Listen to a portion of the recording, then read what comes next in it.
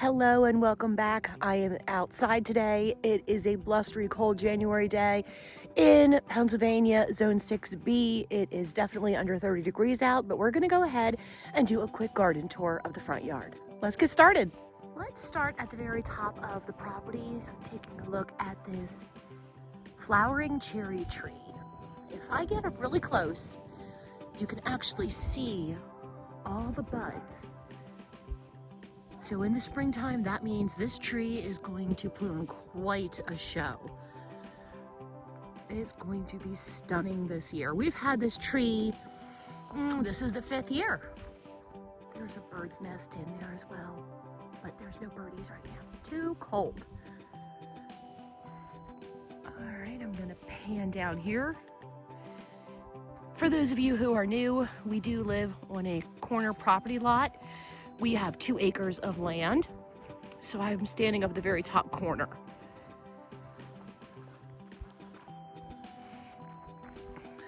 Let's walk down to the driveway bed. Here is the driveway bed.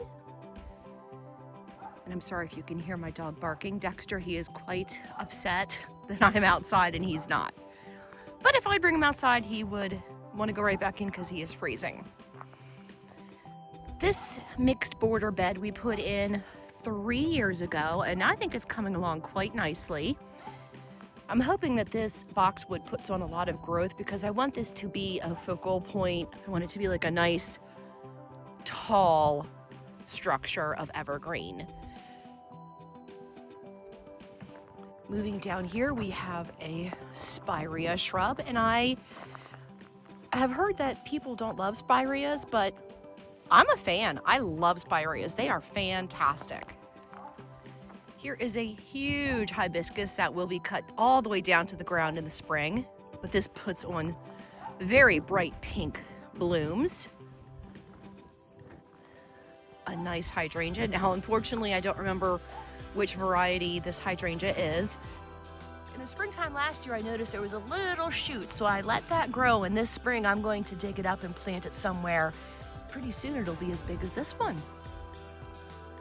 I believe this is an abelia, which does have some evergreen interest.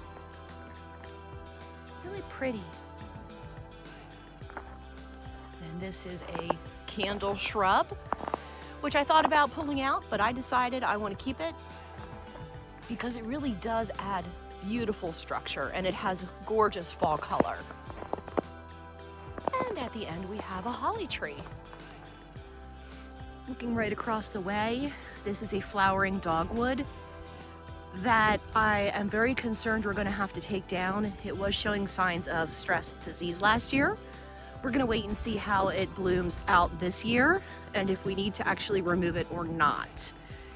I do have a little teacup bird feeder that does need filled. Now, even though this is showing signs of distress last year, we are full of buds. So that means it is going to bloom. So we'll see how this tree does and if it's going to stay or if it's going to go. Kind of hope it stays. It is a beautiful, nice structure for the front yard. Slowly spinning over this way.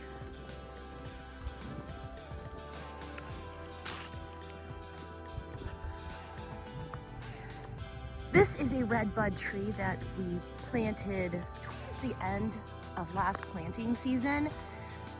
In the spring, I am going to take that supportive pole off and I'm going to stake up the tree properly. We get a lot of wind here, so this tree will need to be staked, but man, I cannot wait for this to flush out. It's gonna be spectacular.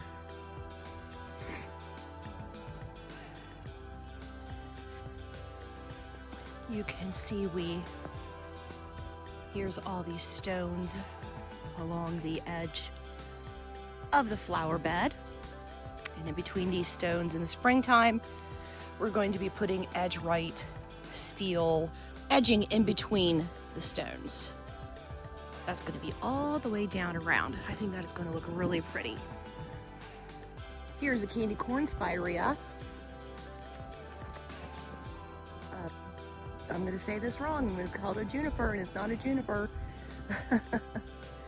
A basic Alberta spruce tree that was in a spiral form, but I'm going to be changing that. I don't want it to be spiral anymore. I have a couple of peony cages for peonies that you can't see. Car. Here's the shrub where my cats were born. They're going on 3 years old. There's the culprit barking, the little guy Dexter. And Luna is sitting next to him. My poor front porch. I got one boxwood planted and the other container is empty. It's fine. That can just stay that way until spring. It doesn't bother me. We are in the middle of the country, so we don't get a lot of traffic. So I feel like not a lot of people see or even notice that little gardening blunder of only planting one container up and out the other. This whole area right here is going to be filled with boxwood balls come the spring. And then we planted this upper tier, and we actually put in this upper tier raised garden together last year. I'll try to pop up a picture of when I installed this garden.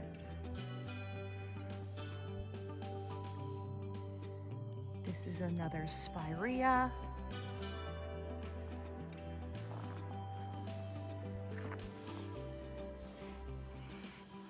Over here, it's hard to see, but you can, here is a hydrangea that we transplanted and I think is going to be just fine. There is a beautiful silver Niagara Falls grass, and a shrub, and then we have our beautiful, beautiful rose that I cannot remember the name of. Down here is the false hinoki cypress, and I can tell that I do have some winter weeding to do. If it ever warms up enough for me to actually get outside and to winter weed. I have some weeds right there, and a whole bunch of weeds right here, and I think this is weeds and seedlings all mixed up. And here is feverfew that is going to throw seeds all over the place, so I will be pulling this particular plant out in the spring and just kind of sprinkling the seeds and letting them go where they may. Another boxwood ball. Now, as you can see in this bed, I do have a whole bunch of ground cover. Doesn't look the best right now, but this is a fantastic ground cover. This is a juga, and this ground cover really is nice and dense and does do a very good job of suppressing weeds. Here's a view from where I'm standing, looking down the flower bed.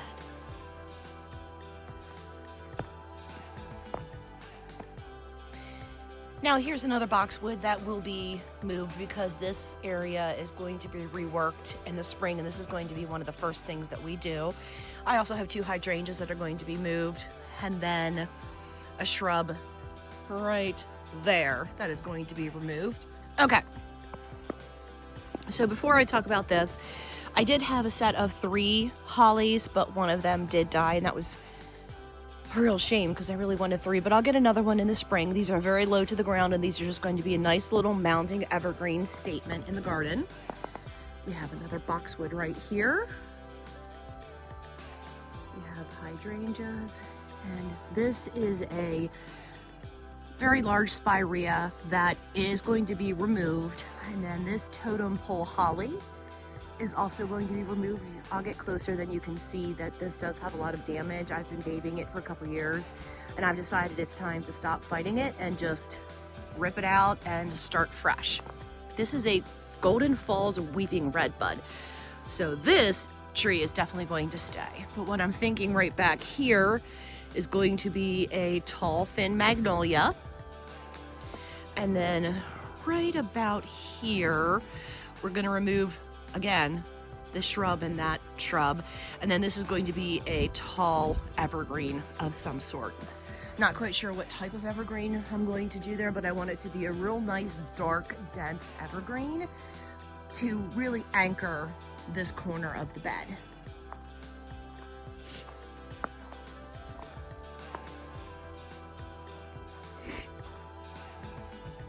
And here next to, somebody knocked this off, but right here,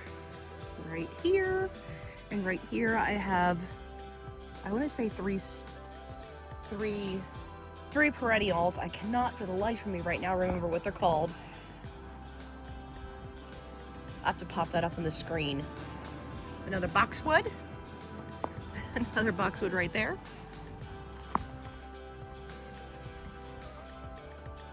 And then this right here is bee balm, a nice perennial that comes back every single year. Oh, I have a tag! Yay! Wow, I'm so glad I did this. Oh, salvia. Look, it's a salvia. Silly me. And again, there has been settling, so the root ball is a little exposed, but I think it should be just fine. All this is going to be reworked. I think it's going to make a huge difference in balancing out the foundation bed. We really need a big, tall, dark green structure right here.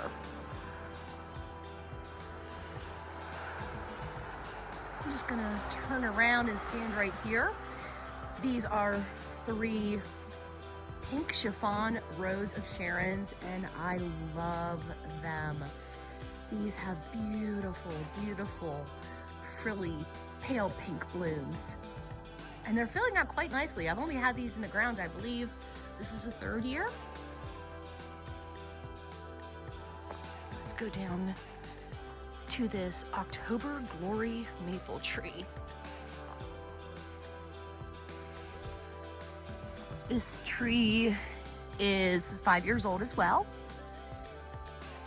And it's definitely put on some height. And I don't know if you can tell, but we do have buds.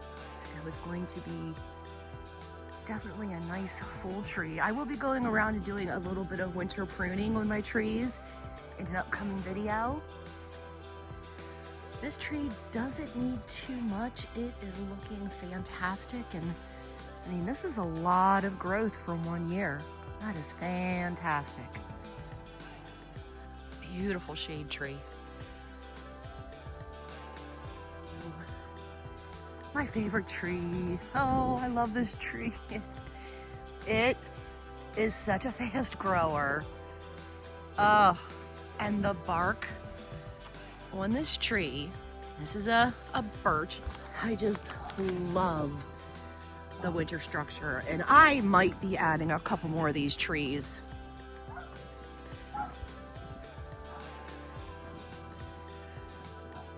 I think I will be adding a couple more of these trees just because of how happy they are, how big they get, and how much I absolutely love the bark. Let me just show you right here. There is another heritage birch. Now, of course, much older, much bigger, but again, absolutely stunning.